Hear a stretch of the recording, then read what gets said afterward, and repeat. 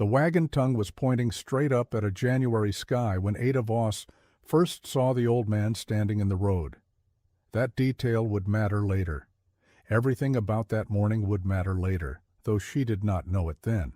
She only knew that one wheel had dropped clean off the axle somewhere on the long grade coming down from the ridge, and the wheel itself had rolled into the ditch and lodged there against a frozen elderberry thicket, and the two mule deer that had startled at the crack of it had already vanished into the timber like they had been erased, and she was standing alone in the middle of nowhere, useful, with a cord of split hickory still on the tilted bed and 4 miles yet to go, before she reached her own fence line. It was the 16th of January, 1883. Ada Voss was 22 years old. She had been running the Voss place alone for 7 months, since the June morning her father had sat down on the porch step at first light and simply not gotten up again, and there was not a single person in the township of Harlan who believed she could last the winter. 2 years earlier, let us go back there. Let us understand how the scorn began. 2 years earlier, when Lionel Voss was still alive and still talking, he had made a purchase that the whole county agreed was the final proof of his long-going foolishness. He had traded 40 good-laying hens and a serviceable iron plow for 3 pairs of geese. Not ordinary geese. Toulouse geese, the big gray ones, ridiculous and enormous, that stood as high as a man's belt buckle and carried themselves with the ponderous dignity of senators who had recently lost an election but had not yet been informed.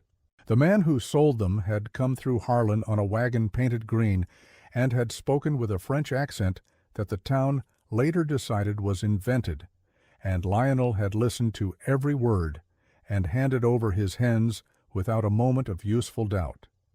The town's judgment was swift and unanimous. You could lose 40 hens, a man might recover from that, but a plow was a working instrument of the earth, and what Lionel Voss had given one away for was, as Clem Burridge put it at the feed mill, a set of feathered furniture, big, loud, useless furniture that ate grain and bit the dog and produced eggs so large they looked wrong sitting in an ordinary nest box. Ada had been 20 at the time and had said nothing because she was still learning when words helped and when they only made things worse. And she had already begun to understand that her father operated on some internal compass the rest of Harlan could not read. She watched the geese. She watched the way they moved across the bottom pasture in a loose squadron, grazing with a thoroughness that the sheep had never bothered with, nipping the pasture clean, and even in patterns the sheep would have ignored. And she watched the way they honked at the fence line at dusk with such disciplined regularity that you could nearly set a clock by it, and she thought, without saying so, that there was some efficiency in these animals that the town was not measuring correctly. Her father died, and she was alone, and the town was watching, the way a town watches a fire from across the road, interested and very slightly hopeful. And Ada Voss pulled on her work coat in the dark and went out to the geese and counted them. 9 adults, 31 goslings from the season just past, now half-grown and gray and magnificent in a way she would never have admitted to Clem Burridge. 40 birds total, 9 adults and 31 young. She stood in the dim of the barn and did her arithmetic on the back of a feed invoice. Toulouse geese she had read in her father's copy of a pamphlet from the Ohio Agricultural Society could live 20 years or more in good health. They were hardy in cold, hardy in wet, not much given to the respiratory sicknesses that cleaned out a henhouse in a weekend. They foraged so aggressively that the cost of grain per bird was markedly less than a duck, less even than a chicken. And the eggs. The eggs were enormous, pale, nearly twice the mass of a good hen's egg, and the down that came from a Toulouse when you plucked the breast was the warmest insulating material short of mink that had ever been stuffed into a pillow or a quilt. This was the arithmetic Ada Voss kept in her head like a small coal banked low under ash. She told no one. She let the town go on believing she was managing the place out of stubbornness and sentiment. too young and too proud to sell and move somewhere sensible. And while they believed that, she went about the business of knowing exactly what she had. Then the wheel came off the wagon in January, and the old man was standing in the road. His name was Matthias Fair. He was 68 years old, a Swabian-born widower who had come to Harlan County 20 years earlier with a wife who was gone now, and a knowledge of animals that was, in Ada's eventual estimation, the finest she would ever encounter in a living person. He had a farm of his own, 12 acres on the creek bottom, a quarter-mile up the road from where the wagon wheel had rolled into the ditch, and he had heard the crack of the axle from his porch and come out to look. He was not a tall man. He wore a coat that had been good wool once and was still good wool now, only older. He assessed the situation with a single slow look, the way a man who has solved 10,000 problems assesses the 11,000th, and he said, in an accent shaped by decades of English laid carefully over Swabian German, "That wheel is not broken. It is only off. Come and eat, and we will put it back." Ada had not eaten since the previous morning, a fact she would not have volunteered to anyone, and she stood for a moment with her hands shoved deep into her coat pockets and said, "I can get it back myself if you have a liver I can borrow." Matthias Fair looked at her, not unkindly, with the patience of a man who knows that pride and hunger make a poor team, and who also knows you cannot tell a 22-year-old woman that in so many words without losing the conversation entirely. "You can," he said, "but the bread is already warm. Come and eat, and we will get the lever after." The bread was corn bread in a cast-iron pan, and there was salt pork alongside it, and a cup of coffee strong enough to stand a spoon in, and Ada ate it at a table near a window that looked out toward the creek, and Matthias Fair sat across from her with his own cup and said nothing for a while, which was, she would learn, his preferred mode. He said what needed saying and left the rest alone. After a time he said, "You have the Voss place." "I do." "With the geese?" "Yes." He nodded once, slowly, the way he nodded at most things, as though he were confirming something he had already decided was true. "In Swabia," he said, "my grandfather kept Toulouse. A man who keeps Toulouse is not wasting time. The land that a goose will graze, a goat will refuse. The down from one bird will warm a child through any winter you can name. Your father, people said he was a fool." He picked up his cup. "The land does not care what people say." Ada looked at him across the table. "No," she said, "it doesn't." They went out after, and Matthias produced a lever and a block, and the two of them had the wheel back on the axle in 40 minutes, a process that required some swearing in 2 languages and a good deal of cold mud. And when it was done, Ada said, "What do I owe you?" Matthias looked at the sky. There was weather coming. You could feel it in the air, the specific heaviness of it, the way the light had gone from clear to pewter without passing through anything in between. "Your woodpile," he said. "How is it?" she told him honestly. It was thin. She had cut what she could through the fall, but the work of the farm had not left her enough hours, and she was looking at a February and March that would be close. "I have an axe," Matthias Fair said, "and I am good with it still, though my back prefers splitting to felling these days. Supper and a roof, I will split your winter wood. Starting tomorrow if the weather holds, and when the weather does not hold, I have questions about your geese that I would like answered in a warm place." She studied him. He was not a man who said things he did not mean. She could see that much in the first hour of knowing him. She said, "The loft over the barn is tight and dry. There is a stove up there." "That is sufficient," Matthias Fair said, with the air of a man who has slept in worse places and catalogued them without complaint.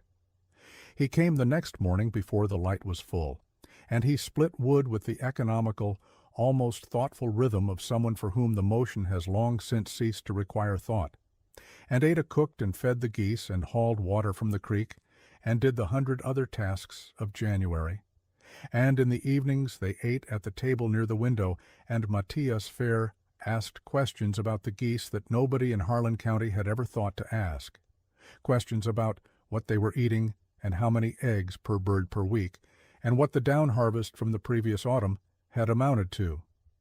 Ada had kept records, a notebook small with a marbled cover that she had started the morning after her father died, because she knew that without numbers you were only guessing, and she could not afford to guess. She brought the notebook to the table, and Matthias Fair read it with the careful respect of a man reading a legal document, moving his lips slightly over the figures, and when he was done he set it down and said, "You have been selling the eggs at market price."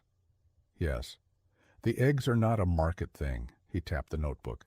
"A woman in a city who makes pastry for a hotel, a man who makes noodles for a restaurant. These people want an egg this large, and they will pay 3 times what the feed store pays, because they cannot get it anywhere else. The down," he said, "same story. You are selling down to the dry goods. The dry goods sells it to a quilt maker in Columbus. You should sell it to the quilt maker yourself." Ada was quiet for a moment.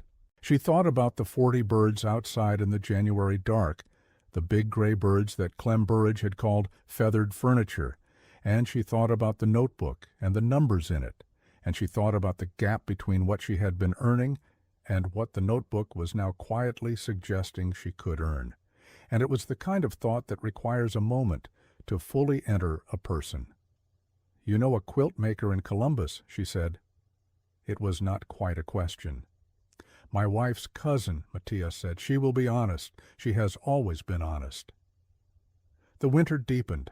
February came in cold and stayed cold, the creek freezing from the banks inward until only a black thread of open water ran down the center, and the woodpile that Matthias was building against the south wall of the barn grew with a steadiness that Ada found genuinely comforting, a wall of split hickory that represented warmth, measured and banked and made certain.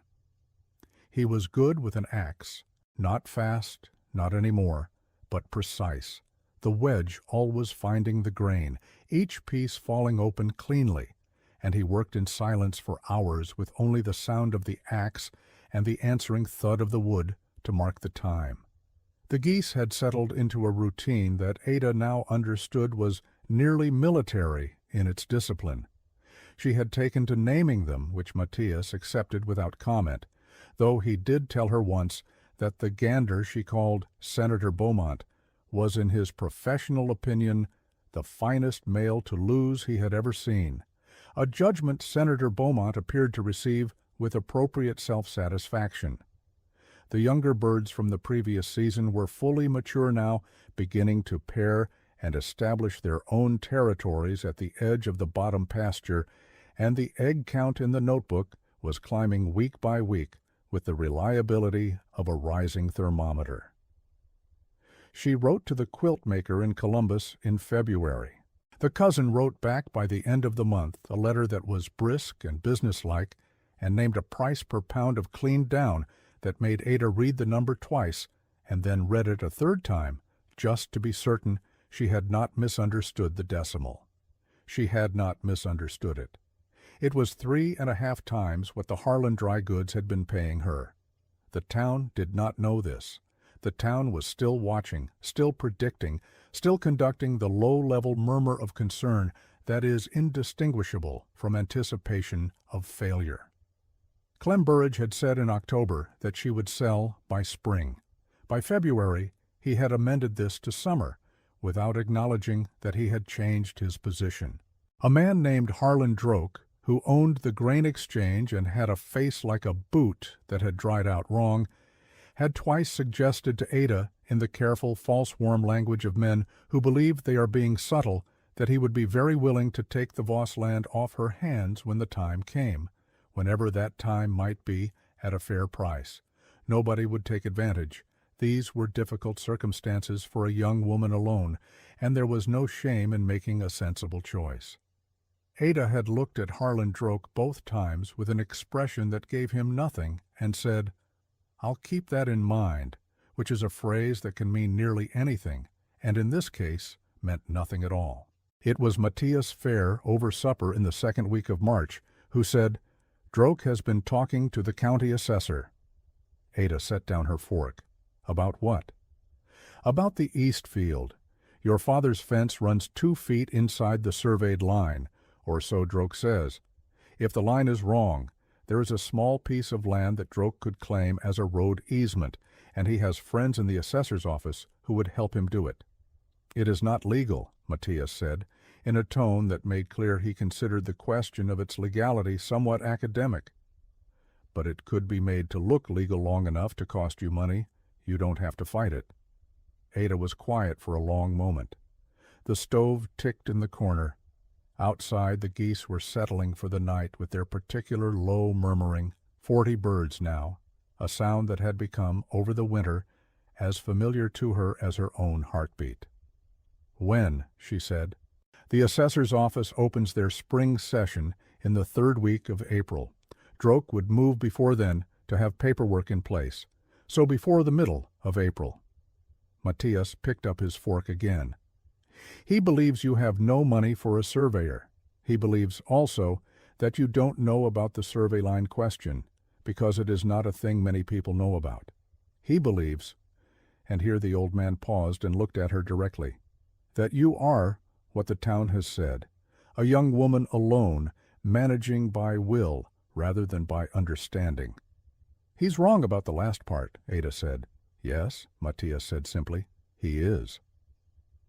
The next morning Ada drove to town and visited the county land office, which was a cold room with tall filing cabinets and a clerk named Phipps, who had the expression of a man who spent his life surrounded by paper he considered more important than people.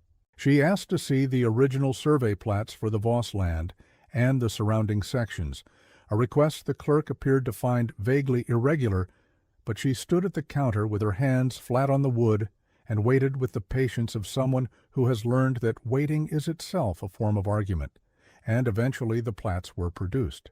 She was not a surveyor, but she was a woman who could read numbers and reason from them, and she spent 2 hours with the plats and a ruler the clerk reluctantly lent her, and when she was done she had established 3 things with reasonable certainty. First, the Voss fence line was exactly where it should be, the original survey having been conducted competently. Second, the question Droke intended to raise was not about a genuine ambiguity, but about a variance in a secondary reference marker that appeared in only one amended document, an amendment filed 18 months ago, which was recent enough and specific enough to suggest it had been placed there for a purpose. Third, Harlan Droke's name did not appear anywhere in the public record, but the name of his brother-in-law, a man named Selby who sat on the assessor's board, appeared twice in the chain of that amendment's filing. She wrote all of this down in the marbled notebook. She also, on the way back through town, stopped at the telegraph office and sent a wire to Columbus, not to the quilt maker's cousin, but to an agricultural broker whose name she had found in the Ohio Farmer periodical, a man who dealt in specialty poultry and their products, and who, according to the periodical, was currently looking to establish a standing supply contract for Toulouse goose down for a consortium of bedding manufacturers in Cincinnati. The wire was 12 words long and cost her 37 cents, and she sent it with the focused calm of someone who has decided exactly what she is doing. April arrived with mud and warmth, and the bottom pasture turning green, and the geese spread across it like a gray and rumbling tide. And Ada was counting eggs in the barn on the morning of the 7th when she heard a wagon on the road and looked out to see Harlan Droke pulling into her yard, with a man beside him who carried a leather satchel and wore the expression of someone paid to project official authority. She came out of the barn with her hands still smelling of hay, and stood in the yard and said, "Mr. Droke?" "Miss Voss." He had the false warm voice on, the concerned neighbor voice, the one he used when he wanted something. "I am sorry to come without more notice. This is Mr. Fenwick from the assessor's office. There's a survey question come up that we need to discuss with you, the East Line. It may be that there's a matter needs correcting on the plat." Ada looked at Mr. Fenwick, who looked back at her with the careful neutrality of a man who is following instructions but is not entirely comfortable about it. She said, "What's the reference marker you're working from?" Droke blinked. It was a small blink, barely visible, but she had been watching for exactly that kind of blink for 6 months. "The reference marker? In the amended plat, filed March of '81, the one with your brother-in-law Selby's name on the approval chain." The false warmth went out of Droke's face the way a lamp goes out. Mr. Fenwick had stopped affecting neutrality and was looking at Droke with something that resembled concern, possibly concern about his own situation. "How did you know?" Droke began, and then stopped because he had heard himself and knew that he had already answered the most important question. Ada reached into her coat pocket and produced the pages she had copied from the land office plats, her own measurements and annotations made in the small, precise hand she used for the notebook. "The original survey has the Voss East line at 40 chains from the section corner. My fence runs at 40 chains. The only document that contradicts this is the '82 amendment, which does not agree with the primary survey, the adjoining property surveys, or the tax assessment records, all of which are consistent with one another and with my fence line." She held the pages out to Fenwick, not to Droke. "You are welcome to compare." Fenwick took the pages. He read them for a longer time than the situation strictly required, and in that time Harlan Droke said nothing, which was, for a man who ordinarily had opinions about everything, a kind of eloquence. "I think," Fenwick said finally, with the voice of a man selecting his words as carefully as a surgeon selects a scalpel, "that there may have been some confusion about which document was authoritative." "I imagine so," Ada said pleasantly. Droke left the yard without looking back at her. Fenwick left with a brief, almost apologetic nod. Ada watched the wagon out of sight and then stood for a moment in the April mud with the sound of the geese behind her, their low congressional murmur, their dignified and self-important noise, and she thought about Harlan Droke, believing she was a young woman alone, managing by will rather than understanding. She thought about the notebook with its columns of figures. She thought about Matthias Fair, splitting wood in the January cold. Being right, she knew, was its own kind of reply. 3 days later, a letter arrived from the agricultural broker in Columbus. He wanted to discuss a standing contract. He had 2 bedding manufacturers in Cincinnati who were paying premium rates for clean Toulouse down from a consistent domestic source, and he had not been able to find a producer capable of supplying the volume. He mentioned a number per pound that was higher than the quilt maker's cousin by a further margin that Ada was not entirely prepared for, though she was careful not to let that show in her face, even though she was alone in the room when she read it. She wrote back the same day. She named her terms, which were fair and also firm, and she described her current flock and its expansion capacity, because she had been planning the expansion through the winter in the back pages of the notebook, the pens and the water access, and the grazing rotation, and she knew her numbers. The broker wrote back within the week. They had an agreement. She told Matthias Fair over supper, and he listened to the terms and said, "And the quilt maker's cousin? I'll keep supplying her. Different product line, the large eggs. I've written to a hotel kitchen in Columbus as well." Matthias nodded. "Your father," he said, "would have understood this. He saw the beginning of the thing. He could not always see the working of it. That is not a failure. Some people see the beginning, and some people see the working. A good farm needs both." It was the truest thing Ada Voss had heard anyone say about her father in 7 months, and she received it in silence, which was the only adequate response. May came, and then June, and the June morning that she had been dreading and then learned to stop dreading arrived and passed, the first anniversary of her father's death, and she spent it in the pasture with the geese, because it was where she felt most clearly that he had not entirely gone, that the choice he had made with his 40 hens and his serviceable plow was still alive and moving across the grass in great gray feathered battalions, And she thought, watching Senator Beaumont lead his particular delegation along the fence line with tremendous self-importance, that love takes peculiar forms, and you have to be paying attention, or you will mistake the form for the thing itself and call it foolishness. The town of Harlan was beginning to notice what it had not noticed. It could not have said precisely when it began, this recalibration. But by the early summer, there were questions being asked at the feed mill that had not been asked before, not mocking questions. Genuine ones, practical ones, the kind people ask when they have decided that a thing they dismissed is real, and they would like to understand how it works before they are too proud to ask. What do they eat? How much? How do you manage the down harvest? Are the eggs difficult to sell? Ada answered the questions with patience and without gloating, which is harder than it sounds when you have been the subject of Clem Burridge's opinions for 2 years. A young farmer named Elliot Marsh, 20 years old and farming his dead uncle's place on the North Road, came to her in July with a hat in his hands and said he had a bottom field that flooded wet every spring, and he had not been able to make it produce, and he had heard that geese would work that land where other things wouldn't, and he wondered what she thought. She thought it would work. She told him so.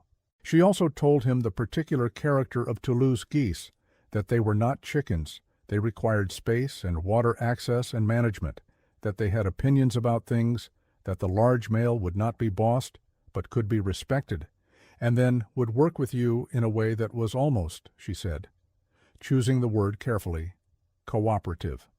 Elliot Marsh listened to all of this with the seriousness of someone hearing information he intends to use, and she sold him 2 breeding pairs from the spring's young birds at a price that was fair, rather than what she could have gotten, because he was 20 years old and farming alone, and she knew what that felt like. He came back in September to tell her the bottom field was grazed clean, and that the female had already laid 6 eggs, and that the male, which he had named after his uncle, had organized the other 3 birds into what he could only describe as a patrol. They do that, Ada said. Do they all have that much personality? More, she said, with considerable feeling. By August, the south wall of the barn was stacked with cases of down, cleaned and bagged and labeled in Ada's handwriting, waiting for the broker's man who came through on the 1st of each month and paid in bank draft, and there were 2 more letters from hotel kitchens, one in Columbus and one in Dayton, who had heard from the first hotel and wanted to discuss egg supply. The marbled notebook had acquired a 2nd volume. The arithmetic in it was no longer a survival calculation. It had crossed some invisible line and become something else, a record of sufficiency, of a going concern, of a farm that was producing more than it consumed and had begun to create the particular quiet confidence that comes not from luck, but from being right about a thing in a way you can demonstrate with numbers. Harlan Droke left the county in September. The Assessors Board had its own questions to answer about the 82 Amendment and the circumstances of its filing, and those questions were not going well for anyone connected to them, and Droke's departure was not discussed publicly because it was too much like an admission. The grain exchange he had run was sold to a consortium of local farmers who reorganized it on different terms that Ada Voss had been asked, as a gesture of the community's revised opinion of her judgment, to review before they were finalized. She reviewed them and suggested 3 changes, and the consortium made all 3. There was a boy, 12 years old, named Tobias Marsh, Elliot's younger brother, who had begun appearing at the Voss farm on Saturday mornings sometime in late July. He came ostensibly to help with whatever needed doing, which everything always did. But Ada understood gradually that he came because the farm had the quality that certain places have for certain people, particularly young people alone, in the particular way that children can be alone even inside a family, of being a place where the work made sense, where what you put in came back as something real, where the animals that everyone called ridiculous turned out to be magnificent. He was good with the geese, better than good. He understood Senator Beaumont in the way some people understand difficult individuals, by learning to leave space for the individual's own logic to operate, and the senator, who had bitten the dog and chased the feed store delivery man and once held the county surveyor's assistant against the fence for 20 minutes, through nothing but the force of his presence, would walk companionably alongside Tobias Marsh without incident, which was a thing Ada considered genuinely remarkable. She paid Tobias in eggs and occasionally a coin, and he accepted both with the straightforward appreciation of someone who knows the value of what he is being given and does not require it inflated. He was the one who told her, in October, that Clem Burridge's place was in trouble. Burridge had planted all wheat that year on the advice of a seed salesman from Indiana who had subsequently proven difficult to locate, and the wheat had come in thin and late, and the price had dropped at harvest, and Burridge was sitting on a granary full of thin wheat in a market that did not want it, and facing a winter with less than he needed. There were others in similar straits, the township having had a quietly disastrous autumn, that Ada's geese, eating their own food and producing their own warmth and requiring nothing of the grain market, had entirely escaped. She sat with this knowledge for 3 days. She thought about Clem Burridge and his feathered furniture. She thought about the price she could get for eggs and down this winter, with everyone short and the market tilted in her favor. And she thought about what it would mean to extract that price without reservation. And she thought about what Matthias Fair had told her the land does not care about. And she thought about Elliot Marsh with his bottom field and his hat in his hands. On the 4th day she went to see Clem Burridge. He was in his yard when she arrived, mending a fence with the automatic motion of a man whose hands are busy while his mind is somewhere else, somewhere worried. And he looked up when she came through the gate, and his face did a complicated thing that was part pride and part shame, and part something he could not have named. She said, "I have more eggs than I have buyers for this winter, and I'm going to have more than that by spring." This was not strictly true, but it was close enough to serve. "I thought," she said, "that if you wanted to supply a couple of the Columbus hotels for me on commission, I could arrange an introduction. The work is mostly correspondence. You'd need to handle the paperwork and the shipment organization. I could teach you what I know about it in a few afternoons." Burridge looked at her for a long moment. He was a man who had made a joke of her father and a prediction of her failure, and he knew she knew that, and she knew he knew she knew it. And they stood with all of that between them in the October air, without either of them saying any of it out loud. "Why?" he said finally. Not hostile, genuine. "Because you know everyone in this county," Ada said, "and I don't, not yet. And because it's practical." She paused. "And because winter's coming, and practical is what matters." Burridge set down his fence tool. He said, "I said some things about your father that were unkind." "Yes." "And about you." "Yes." He nodded once, slowly, looking at his hands. "I was wrong." "You were," she said. "Come and see the operation and tell me what you think. 2 afternoons should be enough." He came and he saw, and the 2 afternoons became 4, and by November he had made his first introduction on behalf of the Voss farm, and managed it competently, and the small commission it brought him was not enough to save his winter entirely, but it was a beginning of a different kind, a beginning that did not depend on the seed salesman from Indiana. Matthias Fair spent the winter again in the loft above the barn, though this year the woodpile was already full before December, and the splitting work was finished in 3 weeks, so he had more time to sit in the barn in the evenings and teach Ada everything he knew about the medical care of large fowl, which was considerable, and more time to walk the bottom pasture in the gray winter light, with Tobias Marsh and Senator Beaumont, making a peculiar but apparently satisfied procession, the old man and the boy and the enormous bird moving across the cold grass with the purposeful air of a delegation conducting its inspection.